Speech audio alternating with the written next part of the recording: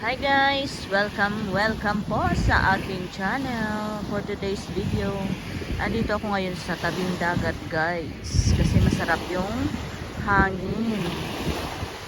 Malapit lang kasi kami dito guys. Kaya nandito ako ngayon. Ayan, yung mga bangka guys oh. Ayan. Ayan yun. Malakas yung alon guys no. Ang sarap kaya ng hangin dito guys. Ayan, ang daming bangka sa dulo.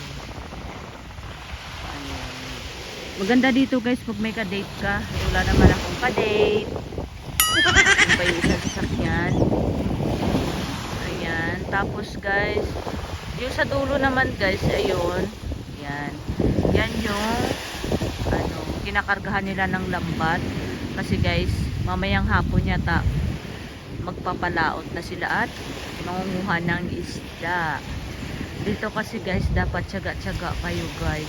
Kasi pag hindi kayo matyaga, gutom talaga kayo. Ayan, diba? Yun si ate, o nililibing niya yung kanyang binti. Kahit mainit. Wala, sige, bira ate. Ayan. Minamasad niya yung kanyang binti. Dapat sa umaga yan, diba? Mas maganda yung sa umaga kasi effective. Yun yung bundok guys. Ang ganda ng bundok no.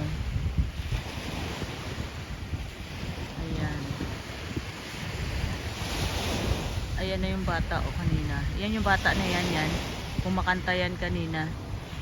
Iwan ko lasing yata yan kanina. Ayan.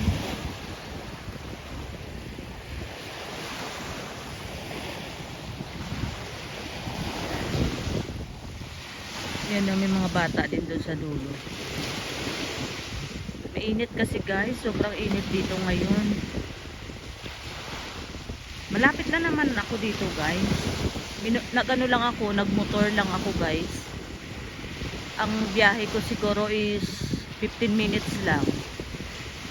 Ayan, 15 minutes lang ako guys nagmotor. Ayan, diba? Ang ganda guys, may mga cottage din sila. Ayan. Diba?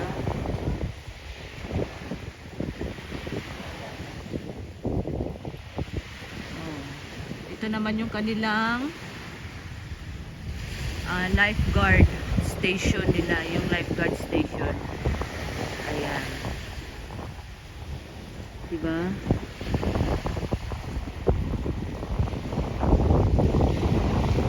Ayan.